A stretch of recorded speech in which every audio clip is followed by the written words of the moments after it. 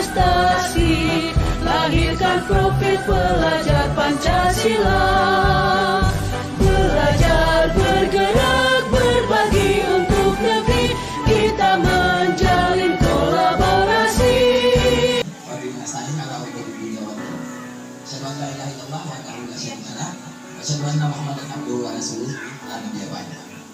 Puji beserta syukur pada Allah Subhanahu wa taala. Pada kesempatan kali ini kita masih diberi kesempatan untuk bisa menghadiri acara penyebaran pemahaman dan harapan pengalaman budaya positif SD Negeri 12 Muslim yang kali ini akan dipaparkan oleh narasumber kita, oleh Ibu Sriwati. Kepada Ibu Sriwati, kami persilakan.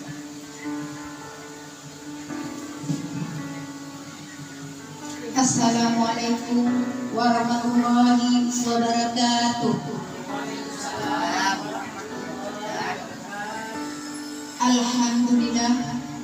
Alhamdulillahirabbil alamin. Wassalatu wassalamu ala asyrafil anbiya'i wal mursalin wa ala alihi wa sahbihi ajma'in. Amma ba'du. Pertama sekali, marilah kita mengucapkan puji dan syukur kehadiran Allah Subhanahu wa taala, yang mana oleh Allah masih memberi kesempatan kepada kita kesehatan badan, kesehatan jasmani dan rohani, sehingga kita dapat berkumpul di ruangan yang berbahagia ini. Selawat beriring salam, tak lupa pulang kita sanjungkan pahalanya ke penghulu alam, yakni Nabi besar Muhammad sallallahu alaihi wasallam.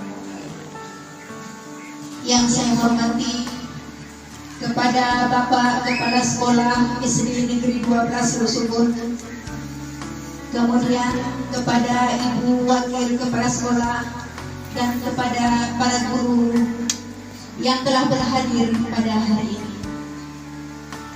Terima kasih kepada Bapak Moderator yang telah memanggil kami ke depan ini. Saya akan mulai dengan membuka. Selamat datang para guru hebat. Mari belajar bersama, berkolaborasi, saling mendukung demi mewujudkan disiplin positif di sekolah kita yang tercinta ini. Tepuk tangan semuanya. Oke, alhamdulillah. Terima kasih. Bapak Ibu yang saya hormati, saya berdiri di sini bukan dalam artinya saya mau menggurui, bukan dalam arti saya mau mengajar, tapi saya berdiri di sini untuk memberikan pengalaman saya sebagai calon guru penggerak selama ini. Kemudian hal ini adalah sebagai salah satu tugas sebagai calon guru penggerak angkatan 11. Acara kita pada hari ini yaitu penyebaran pemahaman dan penerapan pengalaman budaya positif.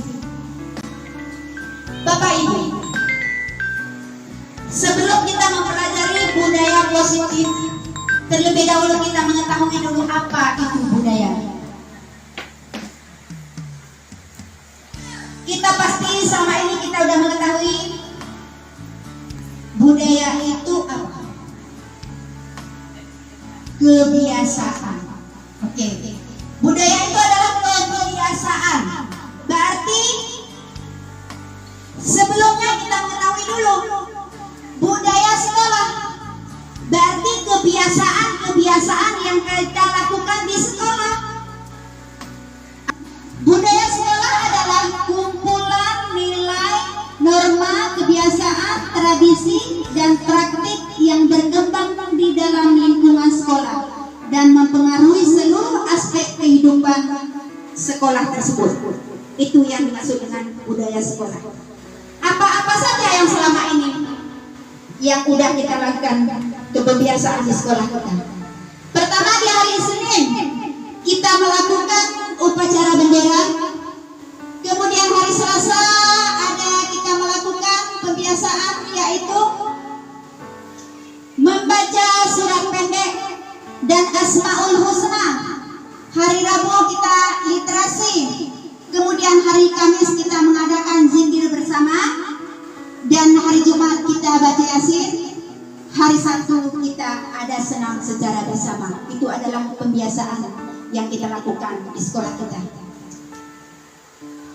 Bapak Ibu yang saya hormati, konsep inti budaya positif. Berarti sekarang kita masuk kepada budaya positif. Yang perlu kita bahas pada hari ini ialah satu, perubahan paradigma belajar. Kemudian disiplin positif. Yang ketiga, kebutuhan dasar manusia. Yang keempat, motivasi perilaku manusia. Yang kelima, posisi kontrol restitusi. Yang keenam, keyakinan kelas. Yang ketujuh, segitiga restitusi. Yang ketujuh ini nanti kita kupas satu persatu. Yang pertama, perubahan paradigma belajar. Bapak Ibu, sekarang adalah tahun 2024, di mana banyak sekali perubahan-perubahan dari tahun-tahun sebelumnya. Sebelumnya kita belajar pada zaman kolonial, rakyat hanya diajari berhitung, menulis dan membaca seadanya dan untuk kepentingan kolonial Belanda. Dan selama ini kita mengajar sebagai guru, sering kita membuat hukuman ataupun imbalan yang sering seperti orang yang membuat peraturan. Kalau melanggar peraturan kita memberi hukuman. Tapi pada sekarang perubahan paradigma baru, yaitu pendidikan berpusat pada murid untuk mencapai kebahagiaan lahir dan batin yang setinggi-tingginya. Pendidikan paradigma baru, pembelajaran yang berorientasi pada penguatan kompetisi dan pengembangan karakter yang sesuai dengan nilai-nilai Pancasila. Pembelajaran paradigma baru memastikan praktik pembelajaran yang berpusat pada murid, yang mana setiap murid belajar sesuai dengan kebutuhan dan tahap perkembangannya untuk mewujudkan profil pelajar Pancasila. Bapak Ibu, dulu kita belajar guru memberi, anak yang menerima. Guru memerintah, anak yang mengerjakan. Guru yang bertanya, murid yang berjawab. Sekarang adalah waktunya murid yang bertanya, guru yang menjawab. Sekarang waktunya bukannya murid yang tunduk kepada guru, tetapi guru bagaimana caranya kita biar anak kita berbahagia dunia dan akhirat. Berarti ada kata Ki Hajar Dewantara, guru itu adalah berhamba kepada murid. Kalau dulu murid yang berhamba kepada guru, tapi sekarang zaman tahun 2024 adalah guru berhamba kepada murid. Apa artinya? Bukan dalam arti kita berhamba kepada murid tersebut, kita menyembah murid, bukan. Jangan kita gara-gara kita sebagai guru, gara-gara kita sudah menjadi hebat, sehingga kita menginginkan memerintah dengan anak-anak kita seenaknya, memukul anak kita seenaknya, menghukum anak kita seenaknya. Itu tidak bisa, karena bukan zamannya lagi. Karena zamannya dulu dan dengan zaman sekarang sangat berbeda. Berhamba itu dalam artinya kita mengikuti apa yang diinginkan murid tersebut. Kita mengikuti apa yang dihendaki murid tersebut. Karena apa? Karena murid itu sudah mempunyai bakatnya sendiri. Kita sebagai guru hanya menebali garis-garis yang mudah. Si A dengan si B bakatnya berbeda. Berarti kita sebagai guru hanya membimbing. Kalau dia seandainya membelok ke kiri, kita luruskan. Apabila dia sudah benar, kita papak dan kita terus-terusan dukung dari belakang. Tahu kan apa-apa saja poin profil pelajar Pancasila tersebut? Yang pertama apa Bapak Ibu? Beriman dan bertakwa kepada Allah Subhanahu wa ta'ala dan berakhlak mulia. Yang kedua apa?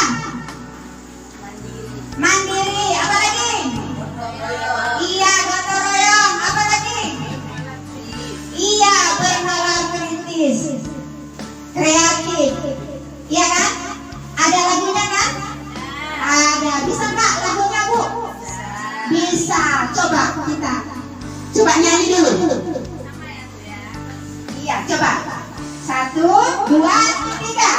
Belajar Pancasila, beriman dan bertakwa pada Tuhan yang Esa dan berakhlak mulia, berkebinekaan global, gotong royong mandiri, kreatif dan bernalar kritis. Itu adalah profil pelajar Pancasila. Rakyat Indonesia menginginkan murid-muridnya menjadi memiliki adalah nilai-nilai kebajikan yang terdapat di profil pelajar Pancasila. Oke, terima kasih ya sudah nyanyi bersama-sama.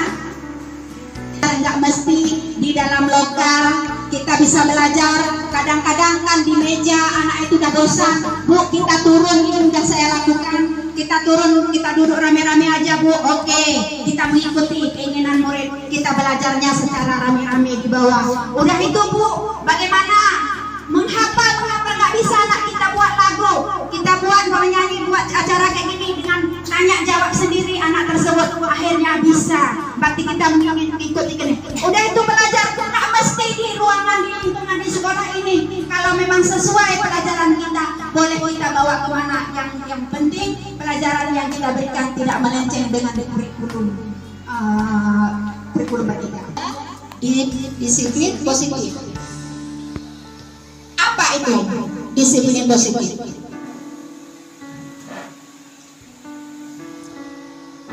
Positif. Disiplin yang terarah, Bu.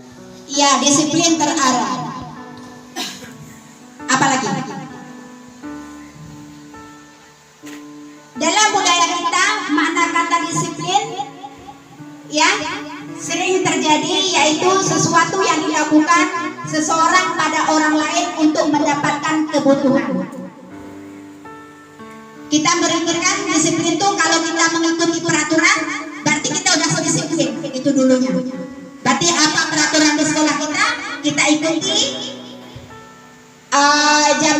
Jam 7.30 kita masuk sekolah, kita ikuti, itu udah disiplin. Kita memakai baju seragam, itu udah disiplin. Tapi pada dasarnya disiplin itu, disiplin positif merupakan salah satu cara penerapan disiplin yang bertujuan untuk menumbuhkan kesadaran serta berdayakan peserta didik tanpa imbalan penghargaan, ancaman atau hukum. Yang dikatakan disiplin itu tanpa ada, karena takut kepada guru, karena takut ke kepala sekolah, kita akhirnya disiplin. Tapi ada yang dimaksud dengan disiplin itu adalah dari kesadaran diri kita sebagai pendidik. Tujuan kita adalah menciptakan peserta didik yang memiliki disiplin diri sehingga mereka berperilaku mengacu kepada nilai-nilai kebajikan universal dan memiliki motivasi intrinsik dalam perubahan perilaku ke arah yang lebih baik, bukan motivasi ekstrinsik. Oke. Yang ketiga yaitu kebutuhan dasar manusia. Kebutuhan dasar manusia adalah segala sesuatu yang kita lakukan untuk mendapatkan apa yang kita inginkan. Seluruh tindakan yang kita lakukan memiliki tujuan tertentu, dan semua usaha terbaik yang kita lakukan adalah dalam rangka agar tujuan dasar kita terpenuhi dengan baik. Itu kebutuhan. Ada 5 kebutuhan dasar manusia. Apa-apa saja itu? Kita selaku manusia, kita membutuhkan 5 dasar. Yang pertama, kita bertahan hidup. Seandainya kita selaku manusia harus bertahan hidup, apa yang kita butuhkan? Contohnya seperti kita harus makan. Kalau enggak, kita nggak bisa bertahan hidup. Kemudian apa lagi? Pakaian. Ya, oke, pakaian. Kita selaku manusia membutuhkan pakaian. Apabila tidak berpakaian, kita tidak bisa beraktivitas. Kemudian tempat tinggal, ya. Kemudian keamanan dan kesehatan. Kita harus merasa aman. Kalau kita pergi ke sekolah SD negeri harus merasa aman, tentram, nyaman. Berarti kita juga memiliki tubuh yang sehat. Berarti apabila fisik kita sakit, kemudian rohani kita juga sakit, apa yang akan terjadi? Berarti kita tidak bisa beraktivitas. Itulah kebutuhan manusia. Kemudian kasih sayang dan rasa diterima. Kita selaku manusia juga ingin kasih sayang dan rasa diterima. Demikian juga dengan murid juga. Rasa diterima contohnya dipedulikan. Kita ingin dipeduli. Kemudian kerjasama, berbagi. Karena kita ada sayang, makanya kita berbagi. Karena adanya kita sayang, makanya kita bekerja sama dengan seseorang yang kita sayangi. Kemudian menjadi bagian dalam kelompok tersebut. Otomatis kita memasukkan ke dalam kelompok kita adalah orang yang kita sayangi. Dan kita juga merasakan kalau orang memasukkan kita ke dalam kelompok dia, berarti dia memiliki ada sayang kepada kita. Seandainya kita disisihkan, berarti kita tidak disayangi, sehingga kita membuat kita menjadi pendiam ataupun kita berkurang beraktivitas dan sebagainya. Yang ketiga, kita juga membutuhkan penguasaan. Apa itu? Harga diri. Harga diri kita, keinginan untuk dianggap, kemudian memimpin, apalagi tentunya berprestasi, diakui, kemudian didengar. Kalau kita berbicara nggak didengar, bagaimana perasaan kita? Demikian juga dengan anak kita di lokal.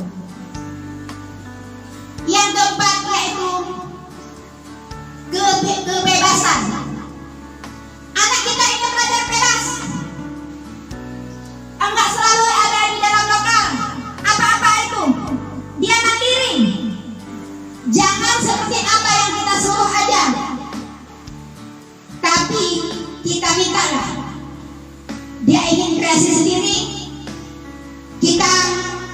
Kita keluarkan apa ide-ide dari dia, kita suruh tampilkan, kita minta pendapatnya, kemudian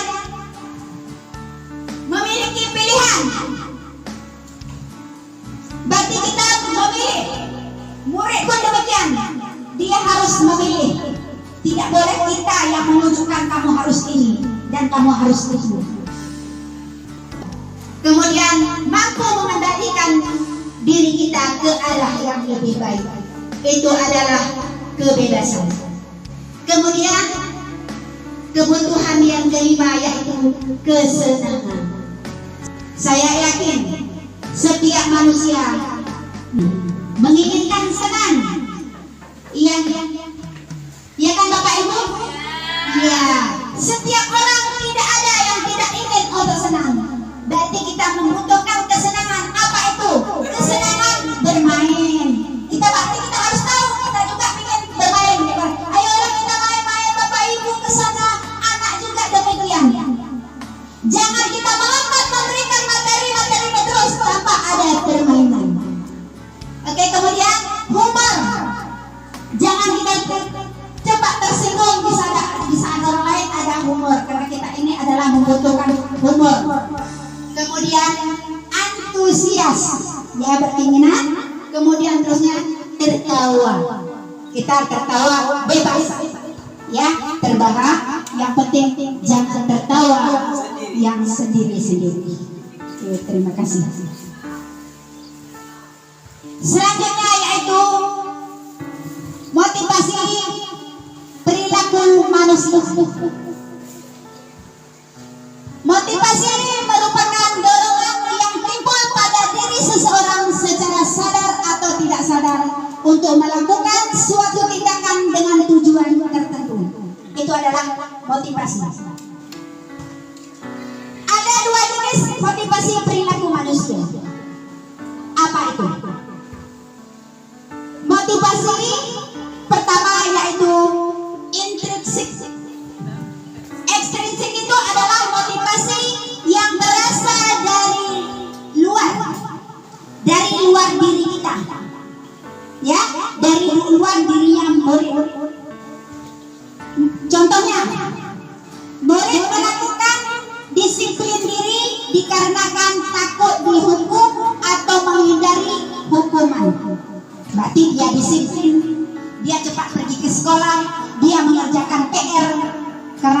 dihukum, ya, karena takut dihukum.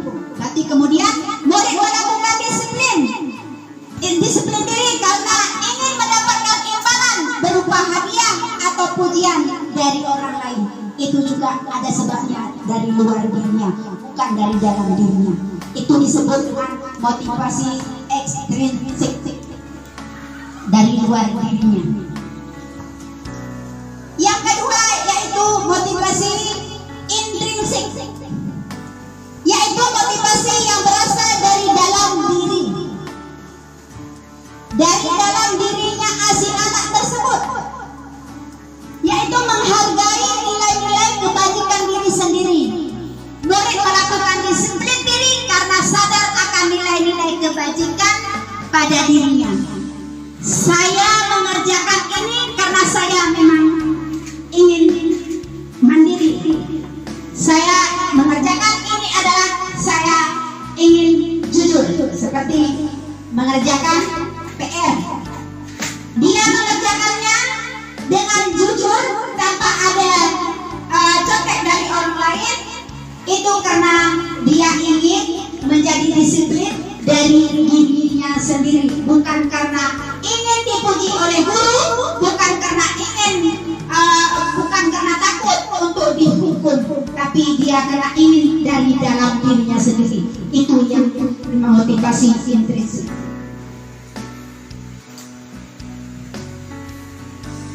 Konsep disiplin dengan identitas gagal.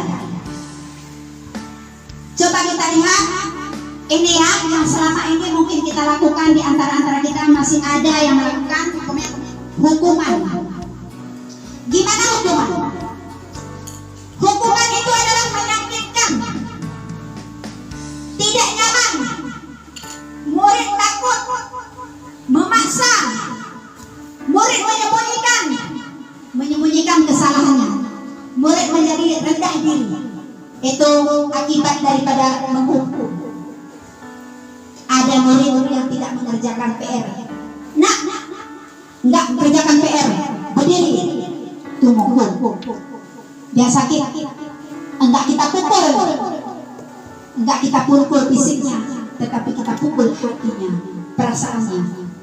Dia merasa malu. Akhirnya dia tidak nyaman. Kemudian murid takut, memaksa. Murid akhirnya mau dia menyembunyikan kesalahannya supaya dia jangan kena hukuman. Akhirnya contek dari kawannya. Kita sebutnya, siapa yang mengerjakan PR Nina?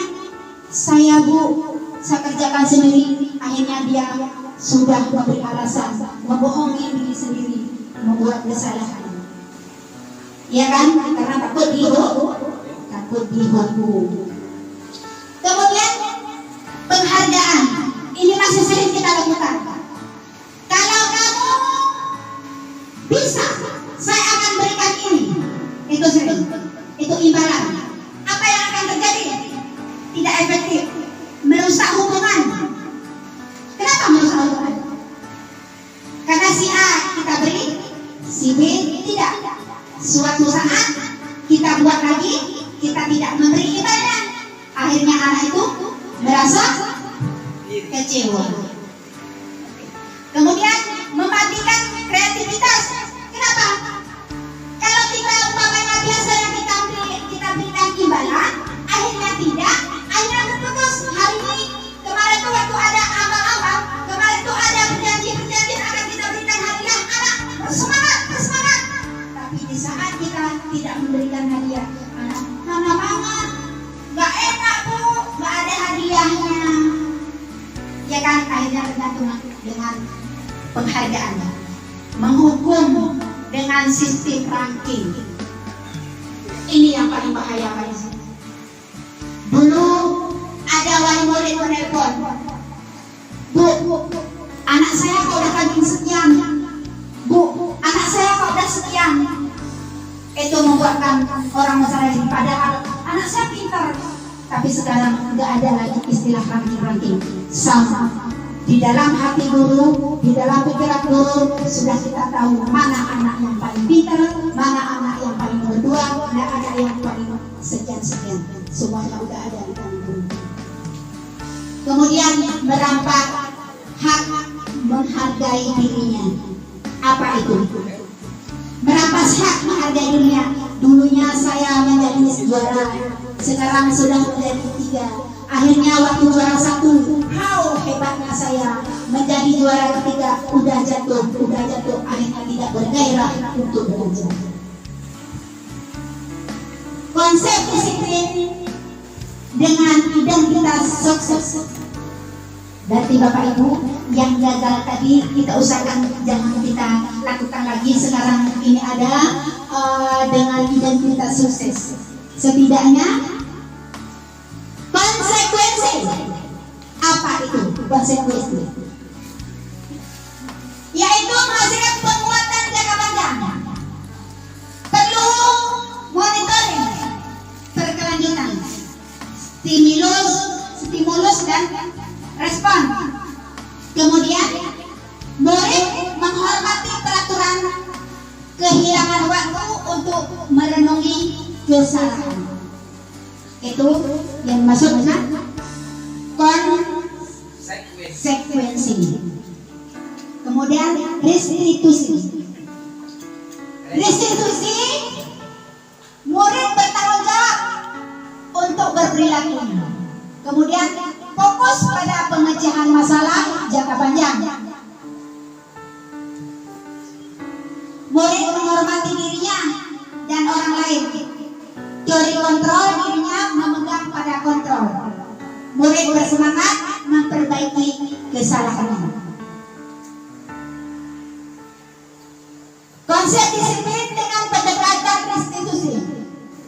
Apa itu restitusi? Restitusi adalah proses menciptakan kondisi bagi murid untuk memperbaiki kesalahan mereka, sehingga mereka bisa kembali pada kelompok mereka dengan karakter yang lebih kuat. Ciri-ciri restitusi: menguatkan dan fokus pada solusi. Berarti kita tidak menghukum, kita tidak membuat konsekuensi, tetapi kita fokus kepada solusi. Kita tidak mencari kesalahan, tapi untuk menyelesaikan masalah. Apabila ada anak kita melakukan kesalahan, kita tidak usah mencari siapa yang salah, tapi kita carilah solusinya. Fokus kepada solusi. Fokus pada karakter, bukan kepada tindakan. Fokus kepada karakter dan bukan kepada tindakan yang kita lakukan. Kemudian bukan menebus kesalahan, namun belajar dari kesalahan. Berarti kita apabila anak melakukan kesalahan, berarti bukan dalam artinya kita langsung menghukum dan apa salahnya, tetapi kita suruh anak itu belajar dari kesalahannya. Selanjutnya mencari kebutuhan dasar mendasari tindakan. Tawaran bukan paksaan. Berarti ciri-ciri restitusi itu adalah tawaran daripada kita, bukan paksaan. Apa itu? Apakah ada solusinya untuk menyelesaikan ini? Apakah ada cara? Itu kita tawarkan. Bukan kamu harus ini. Bukan demikian. Bukan paksaan, tetapi tawaran. Memperbaiki hubungan. Kemudian menuntut untuk melihat ke dalam dirinya si murid. Ini ya Bapak Ibu, perbedaan antara hukuman, konsekuensi, restitusi. Itu perbedaannya. Ini sebagai contoh kasus. Selama 10 menit karena tidak mengerjakan PR. Berarti karena apa? Karena guru marah. Sedangkan murid merasa takut. Itu adalah akibat daripada hukuman. Kemudian konsekuensi. Guru memberikan konsekuensi untuk mengerjakan PR saat istirahat atau dikerjakan sebanyak 3 kali. Guru tegas. tidak menyakiti, tetapi memang karena dia tidak mengerjakan PR, sedangkan murid merasa menghormati peraturan. Sedangkan restitusi, guru menanyakan keyakinan kelas. Apa keyakinan kelas kita? Bukan kita kenapa kamu tidak mengerjakan PR, tapi apa keyakinan kelas kita? Otomatis anak tersebut yang menjawab. Kita tanyakan, kalau kita tidak mengerjakan PR itu, apakah kita melanggar keyakinan kelas kita? Nah, otomatis dia menjawab, iya. Guru itu terbuka. Kita hanya memberi pertanyaan. Bagaimana perasaan murid? Siswa menghormati dirinya, ya, menghormati dirinya dan orang lain. Itulah perbedaan antara hukuman, konsekuensi, dan restitusi. Selanjutnya yaitu 5 posisi kontrol guru. 5 posisi kontrol guru ini yaitu: pertama, penghukum, membuat merasa bersalah, pemantau, teman, dan manajer. Bapak Ibu, posisi penghukum, otomatis kita pernah melakukan hal yang demikian. Dari dulunya kita melaksanakan penghukum. Di saat anak kita melakukan kesalahan, otomatis kita memberikan hukuman kepada anak kita. Saya juga pernah, di saat anak-anak melakukan pelanggaran, kadang-kadang saya menyuruh anak berdiri di depan. Itu dulunya. Padahal berdiri di depan itu nggak ada hubungan dengan pelajaran saya, pelajaran agama. Saya memberikan hukuman, umpamanya guru agama, dia tidak bisa menghafal surat pendek yang telah saya bebankan kepada dia. Tetapi hukumannya apa? Berdiri di tiang listrik ataupun berdiri di depan dengan kaki sebelah. Itu nggak ada hubungan dengan pelajaran yang kita berikan. Terkecuali anak tersebut di jam olahraga, guru olahraga memberikan hukuman kepada anaknya, umpamanya anaknya terlambat mengikuti jam olahraga.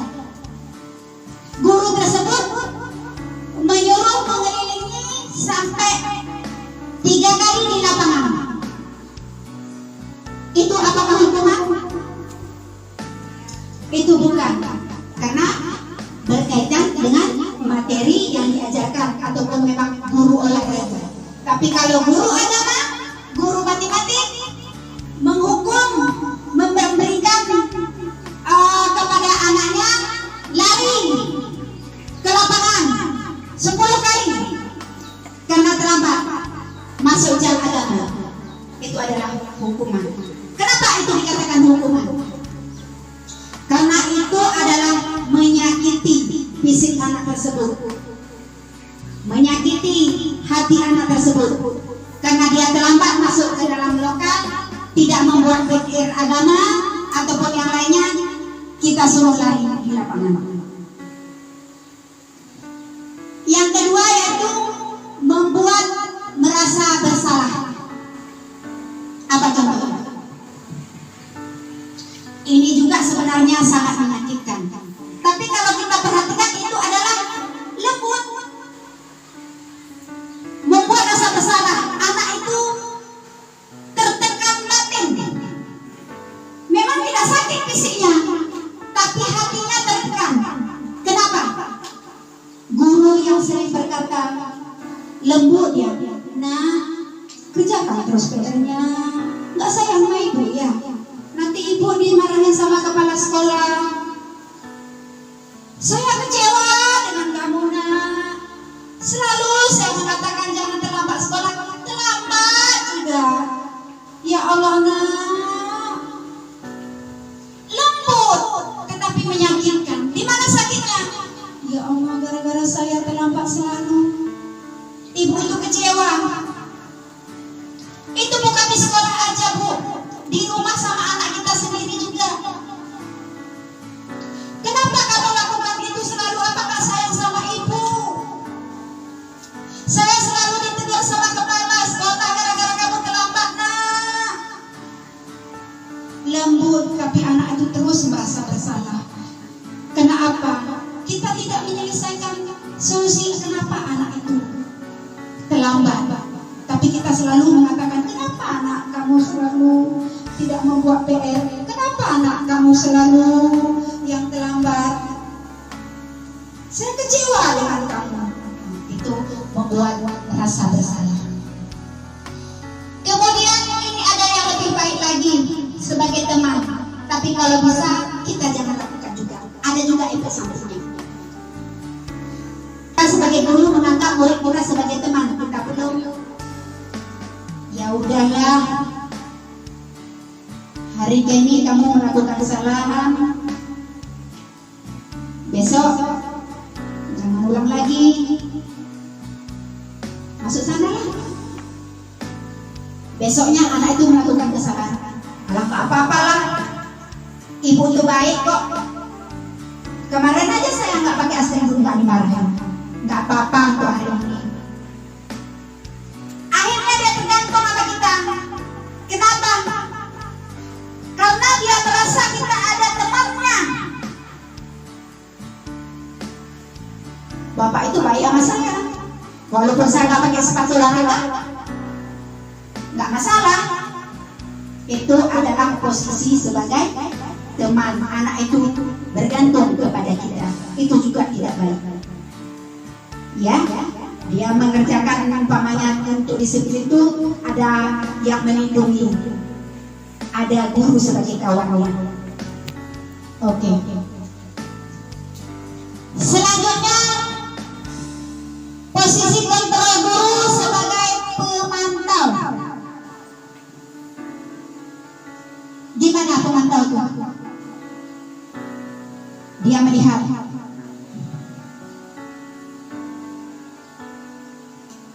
memantau mana yang tidak beres.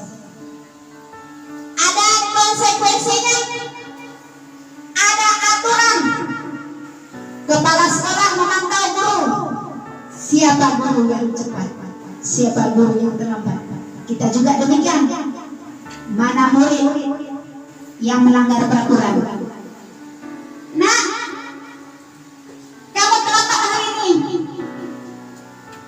Iya, Bu. Apa konsekuensinya bagi orang yang terlambat? Itu adalah pemantau. Nah, kamu tidak mengerjakan PR. Apa konsekuensinya bagi orang yang tidak mengerjakannya? Berarti setiap kita melakukan pelanggaran aturan, berarti itu kalau ada konsekuensinya, itu adalah pemantau. Guru yang memegang posisi kontrol pemantau. Kemudian manajer.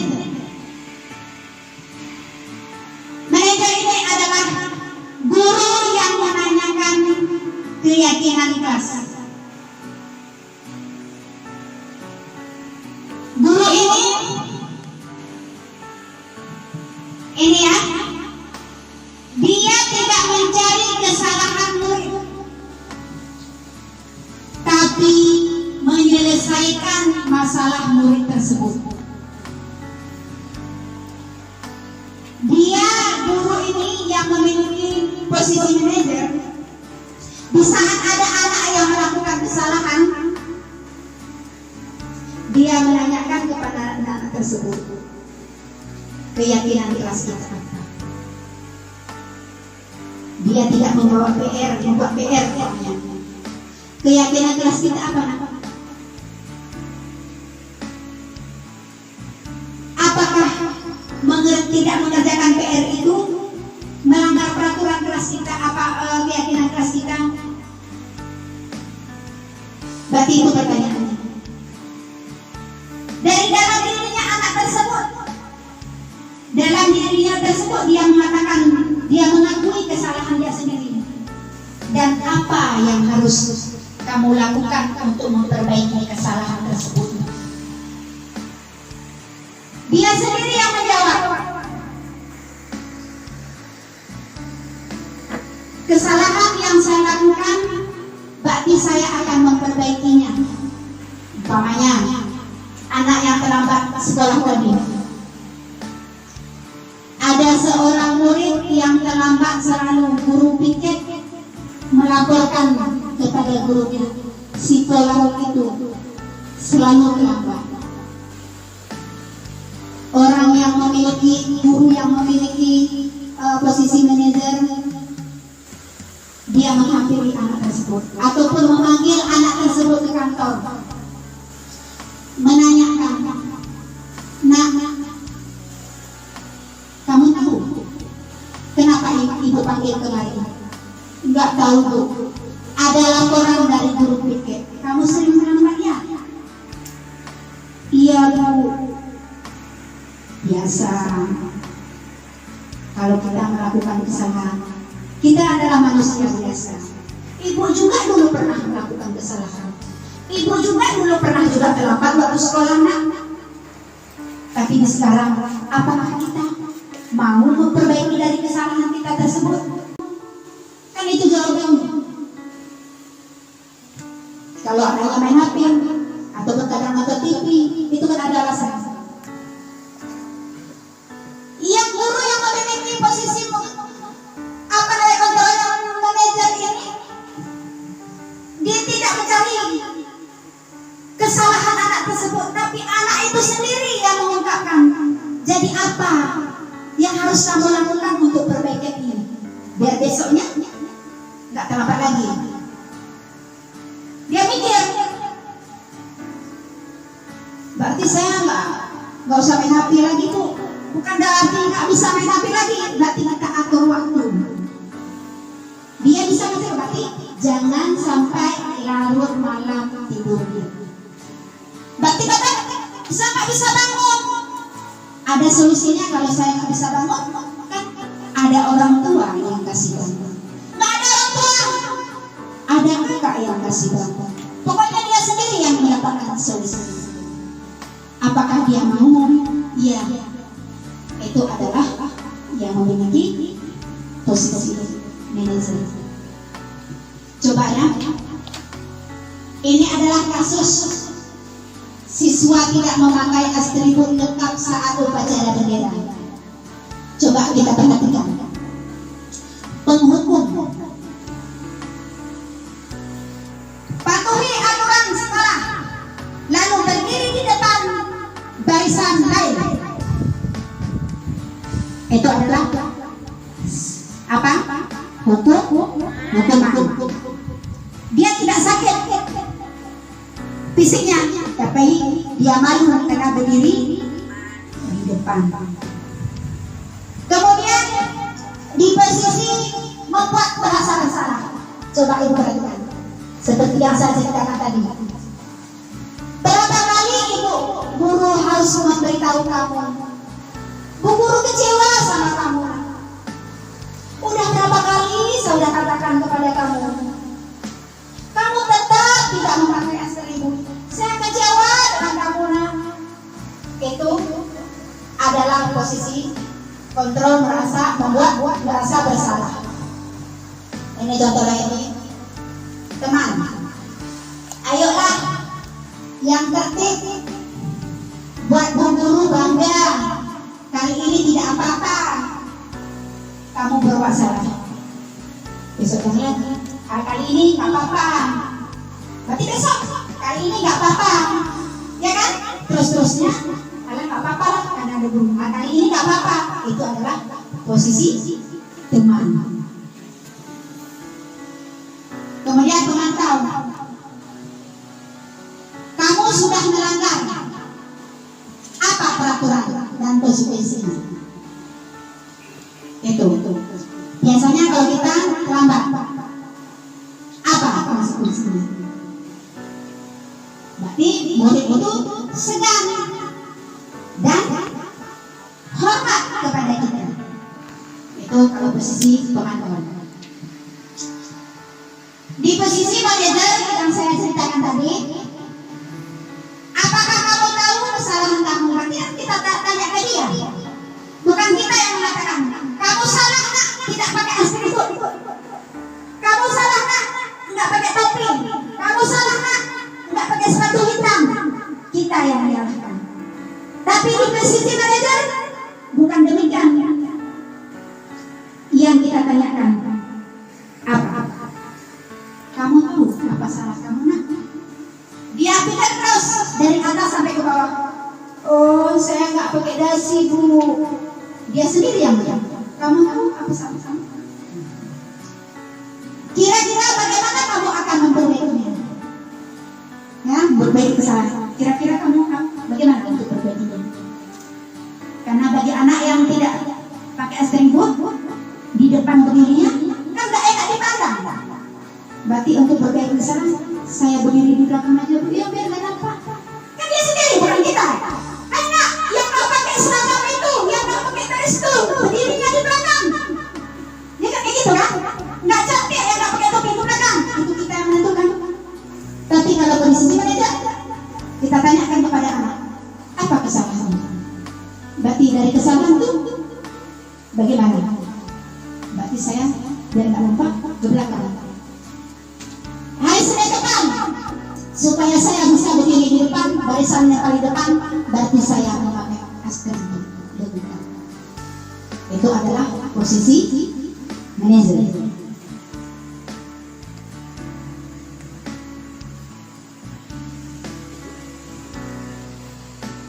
Kemudian selanjutnya yaitu keyakinan kelas. Mengapa keyakinan kelas? Kenapa bukan peraturan kelas? Coba Bapak Ibu, apa perbedaan keyakinan dengan peraturan?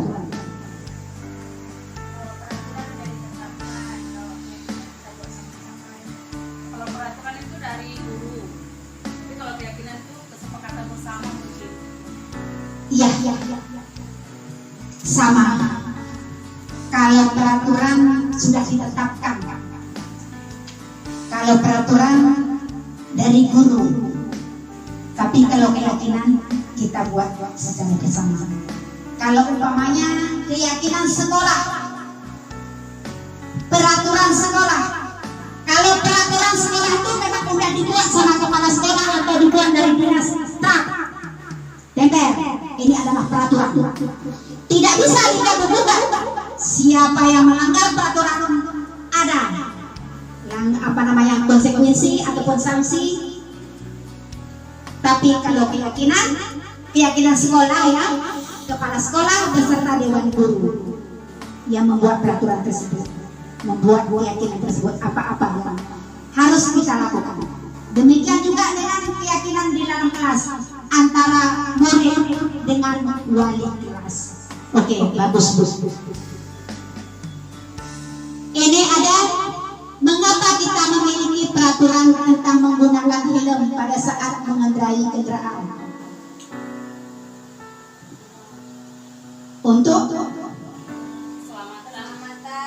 Untuk keselamatan. Ia mematuhi peraturan. Itu peraturan.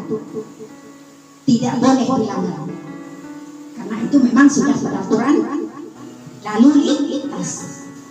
Mengapa kita memiliki peraturan tentang menggunakan masker dan mencuci tangan setiap saat untuk menjaga kesehatan? Iya kan? Apalagi kemarin itu di saat COVID, itu adalah peraturan. Kita masuk ke dalam ruang tunggu sudah tertulis di luar, yang tidak pakai masker tidak boleh masuk. Itu adalah peraturan. Ini adalah kegiatan membuat keyakinan kelas. Bapak Ibu, di saat kita membuat keyakinan kelas, kita berdiskusi tentang peraturan. Apa-apa kira-kira yang kita buat. Kemudian kita merumuskan tentang peraturan kelas. Lalu kita menyusun peraturan peraturan menjadi keyakinan. Kemudian kita menempelkan keyakinan kelas tersebut di dalam kelas. Ini ada saya buat keyakinan kelas di kelas 3C.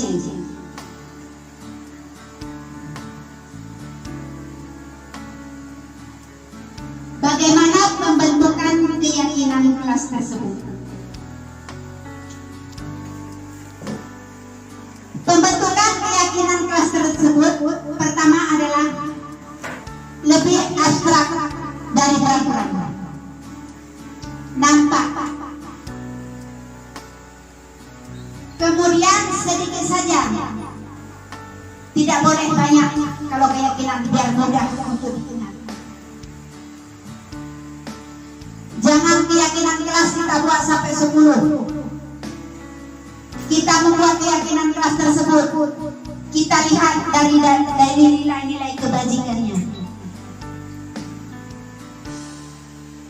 Kemudian keyakinan tersebut dibuat berupa pernyataan universal, global. Kemudian kita sesuaikan dengan kondisi kelas agar mudah diterapkan. Kondisi kelas 1 bagaimana? Di kelas 2 bagaimana? Kalau di SD kita, kalau di TK bagaimana? Itu kita sesuaikan dengan kondisi kelas kita. Selanjutnya, pembentukannya melalui dibuat dalam bentuk positif. Jangan yang ada negatif.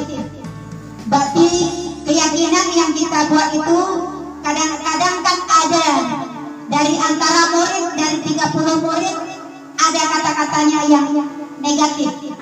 Kita jadikan menjadi positif.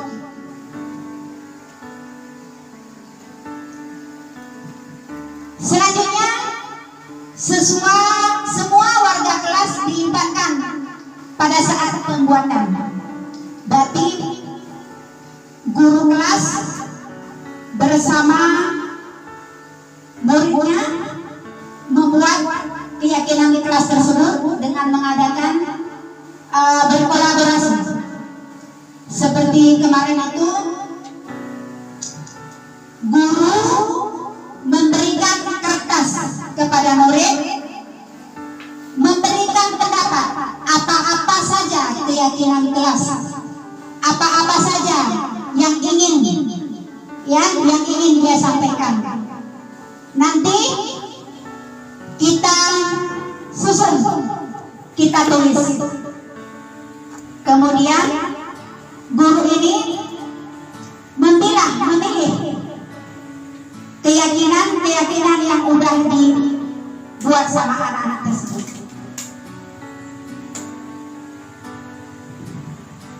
Selanjutnya yaitu segitiga restitusi. Segitiga restitusi ini adalah dia yang menanyakan adalah keyakinan kelas. Di saat anak yang melakukan kesalahan dia memakai segitiga restitusi untuk menyelesaikan masalahnya. Apa-apa saja langkah tersebut. Kalau kita mengambil cara ini untuk menyelesaikan salah satu dari kesalahan anak kita, kan itu jawabannya. Kalau anaknya main HP atau kadang nonton TV, itu kan ada alasan. Yang guru yang memiliki posisi kontrol manajer ini, dia tidak mencari kesalahan anak tersebut, tapi anak itu sendiri yang mengungkapkan. Jadi apa yang harus kamu lakukan untuk perbaiki ini? Selanjutnya yaitu segitiga restitusi. Segitiga restitusi ini adalah restitusi. Berarti seorang guru yang memiliki posisi manajer. Dia yang menanyakan adalah keyakinan saat anak yang melakukan kesalahan dia memakai segitiga restitusi untuk menyelesaikan masalahnya. Apa-apa saja langkah tersebut. Kalau kita mengambil cara ini untuk menyelesaikan salah satu dari kesalahan anak kita, pertama, menstabilkan identitas. Setiap orang pasti melakukan kesalahan. Berarti kita menstabilkan, jangan fokus kepada kesalahan anak tersebut. Berarti kita fokus kepada solusinya. Berarti jangan langsung kita memfokus dan menanyakan kenapa kamu melakukan ini, tapi kita menanyakan dulu kepada menstabilkan identitas daripada kesalahan tersebut. Berarti setiap orang pasti melakukan kesalahan. Bukan kamu aja yang melakukan kesalahan. Berarti anak itu tidak langsung dia jatuh. Di saat kita panggil, dia merasa takut.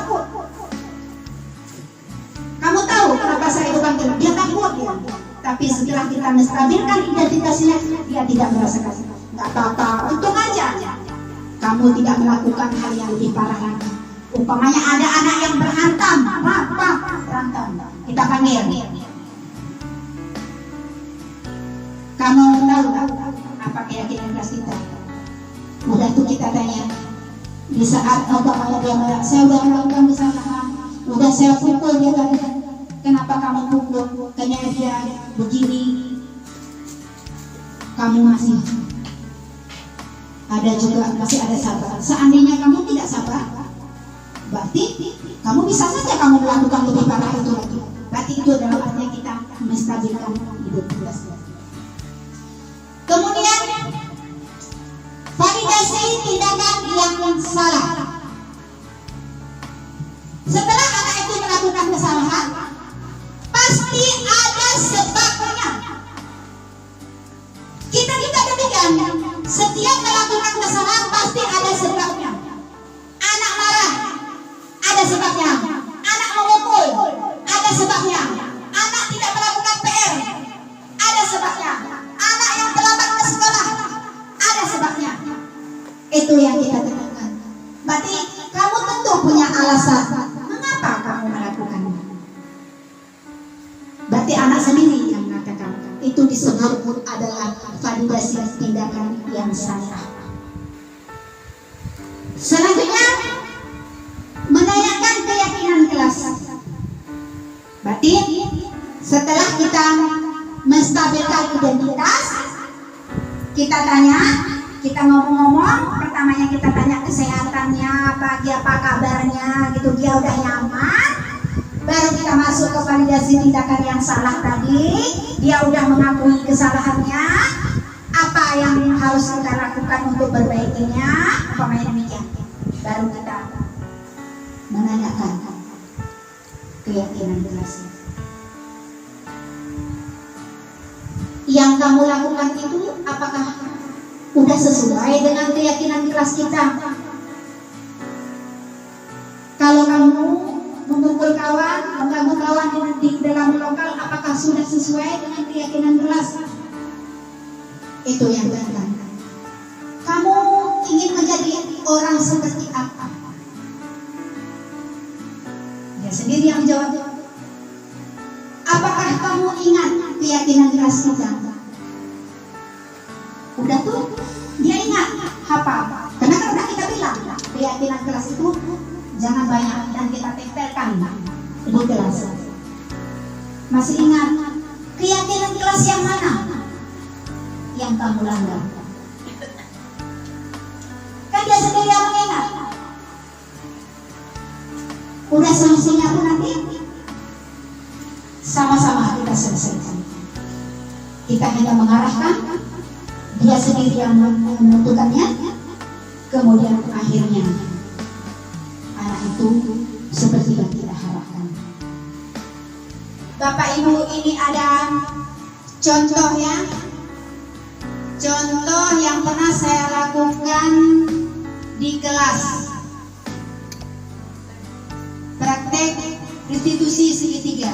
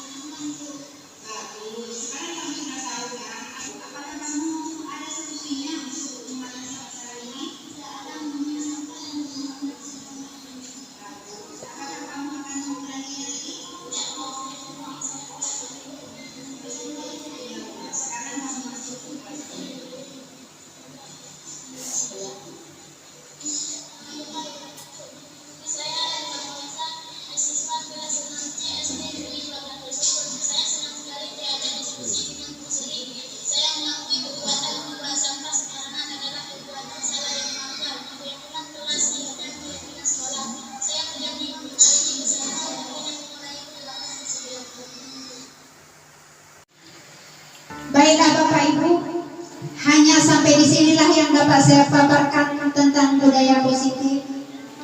Kadang di antara Bapak Ibu ada yang ingin ditanyakan dari materi yang telah saya paparkan, kami persilakan. Siapa yang kira-kira mau bertanya? Oke, Ibu Asmida. Assalamualaikum warahmatullahi wabarakatuh. Waalaikumsalam warahmatullahi wabarakatuh. Terima kasih atas kesempatan yang diberikan. Terima kasih kepada Bu Sri yang telah memaparkan materi yang begitu berharga buat kami hari ini. Begitu banyak ilmu yang kami dapatkan. Dan di sini dari materi yang Ibu Sri sampaikan, saya tertarik. Sebenarnya semuanya saya tertarik, tapi di sini saya lebih berfokus kepada segitiga distribusi dan 5 posisi kontrol guru. Jadi di sini saya punya kasus Bu Sri kemarin. Siswa saya melakukan kesalahan dan saya sudah menerapkan praktek restitusi. Tapi sampai hari ini siswa saya masih tetap melakukan kesalahan yang sama, tidak berubah. Saya juga sudah menerapkan atau memposisikan diri saya di posisi manajer, namun siswa tetap tidak berubah. Jadi yang mau saya tanyakan di sini, apabila kita sudah menerapkan segitiga restitusi dan posisi sebagai manajer, tapi anaknya tidak berubah, apakah kita boleh, Bu Sri, kita mengganti posisi kita sebagai pemberi hukuman bagi anak? Saya rasa itu saja pertanyaan dari saya. Assalamualaikum warahmatullahi wabarakatuh.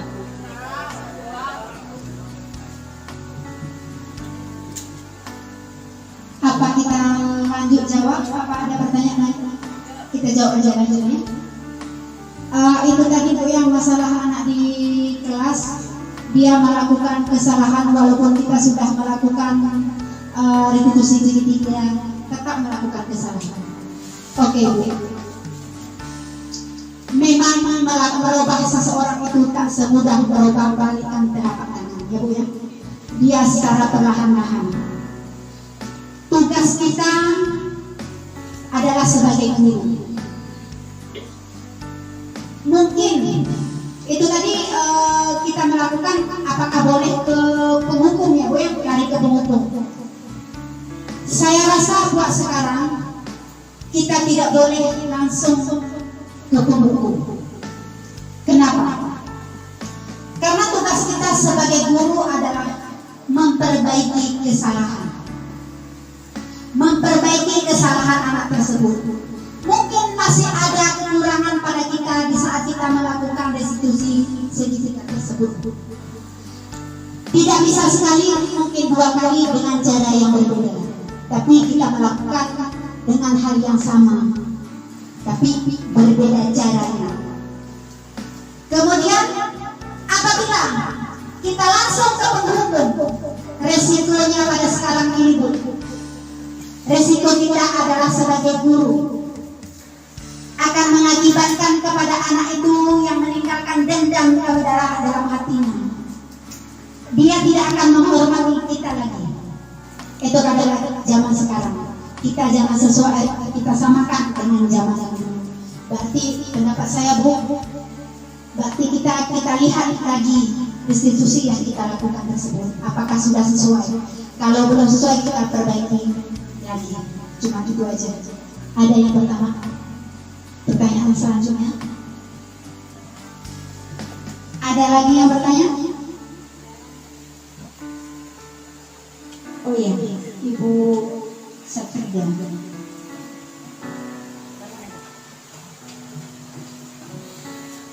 Assalamualaikum warahmatullahi wabarakatuh. Terima kasih atas kesempatan yang Ibu berikan. Saya ingin mengajukan pertanyaan. Tadi Bu Sri ada tentang pemaparan perubahan dari peraturan kelas menuju ke keyakinan kelas seperti sekarang di kurikulum mereka. Jadi di situ kita harus menggunakan kata-kata yang positif.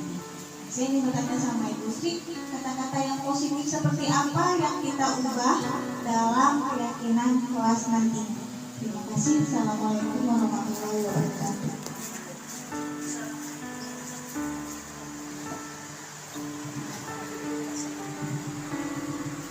Oke. Makasih Bu Sekjen. Di situ tadi ya, di sini itu membuat keyakinan jelas. Kita robah kata-kata negatif menjadi kata-kata positif, ya. Di dalam peraturan ada kata-kata jangan, ada kata-kata larangan, tapi di dalam keyakinan keras ada kata-kata positifnya. Jangan buang sampah sembarangan, berarti kita ganti dengan buanglah sampah pada tempatnya. Itu sebagai contoh. Makasih, itu contoh. Ada pertanyaan yang lain lagi? Iya, oke. Kalau sudah nggak ada pertanyaan lagi, nanti saya cukupin paparan saya masalah positif di sekolah kita. Bapak Ibu yang saya hormati, kalau ada kata-kata saya salah di saat pemaparan tadi, itu adalah lumrah saya selaku manusia biasa, tidak luput dari kesalahan. Maklumlah, bibir tak berduri, lidah tak bertulang, bisa saja mengatakan kata-kata yang salah. Saya akhiri, wabillahi taufiq wal hidayah. Assalamualaikum warahmatullahi wabarakatuh. Terima kasih kepada Ibu Sri Bani yang sudah memaparkan materi di SD Negeri 12 Laluskun. Bu Sri Bani adalah salah satu calon guru penggerak di SD Negeri 12 Laluskun. Semoga ilmu yang diberikan Ibu Sri Bani menjadi ilmu tambahan bagi kita semua, terutama di SD Negeri 12 Laluskun. Terima kasih Bu Sri Bani. Saya sebagai pembawa acara mandiri, bila itu hidayah. Wassalamualaikum warahmatullahi wabarakatuh. Waalaikumsalam. Kita semua anak-anak Indonesia, generasi penerus bangsa. Nama saya Herman, saya rekan sejawat Bu Sri Bani SD Negeri 12 Laluskun. Menurut saya, apa yang sudah dipaparkan oleh Bu Sri Bani mengenai budaya positif itu sangat bagus untuk diterapkan di sekolah ini. Karena masih banyak siswa di sekolah ini di mana mereka disiplin, tapi disiplinnya bukan dari dalam dirinya, tapi di luar dirinya, yaitu disiplin eksentrik. Nah, dari situ sebagai seorang guru kita juga sangat baik karena kita bisa memposisikan diri kita pada siswa. Apakah kita sebagai posisi kontrol penghukum, teman, pemantau, atau manajer? Semoga dari adanya diseminasi ini bisa kita terapkan secara bersama di lingkungan sekolah ini untuk membentuk murid-murid yang berkarakter seperti yang kita harapkan. Saya akhiri, mungkin ini yang dapat saya sampaikan. Assalamualaikum warahmatullahi wabarakatuh. Kita semua anak-anak Indonesia, generasi penerus bangsa.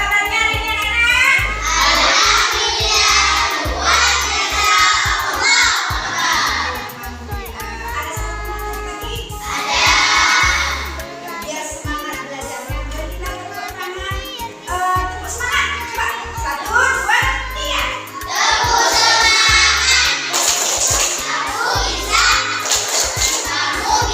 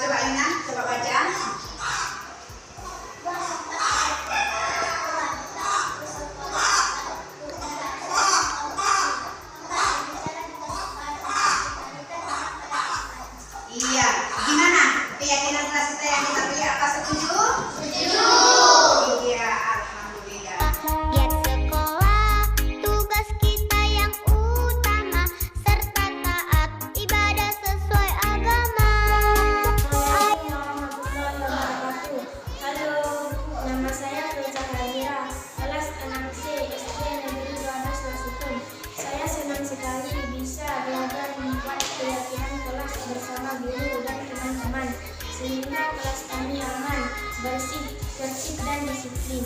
Ini pengalaman baru buat kami.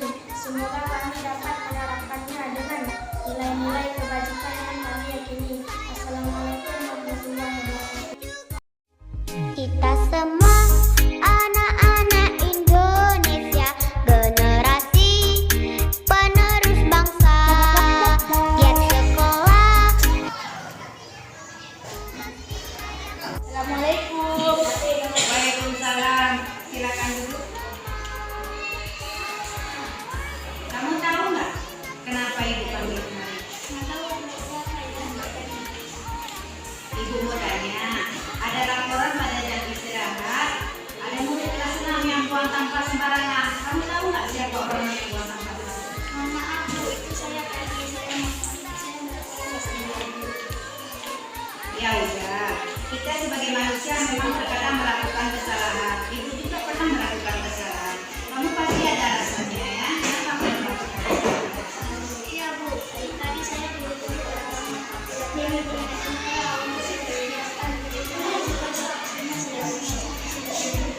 Apa kamu masih ingat keyakinan kelas kita?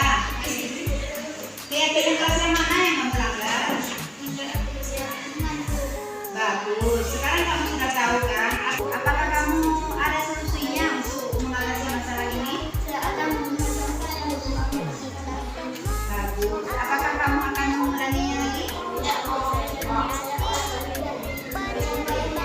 Sekarang kamu masuk ke kelas 2.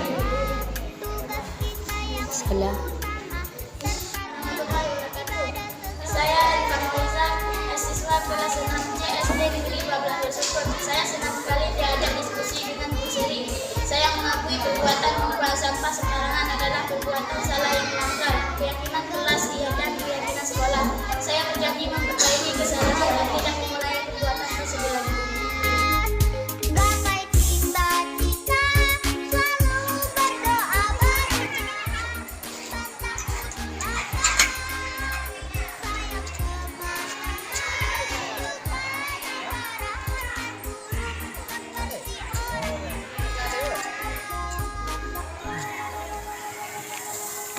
Assalamualaikum.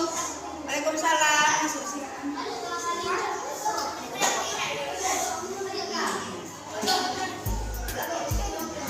Kamu tahu nggak kenapa ibu? Tadi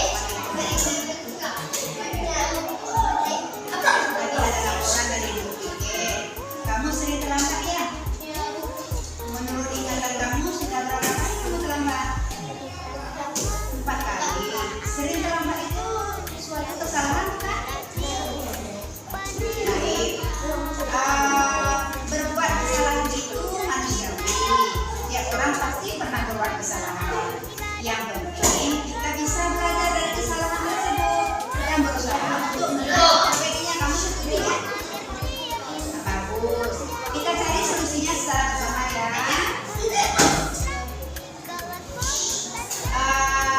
Wadi, sering datang terlambat pasti ada alasannya. Kenapa sih kamu sering terlambat?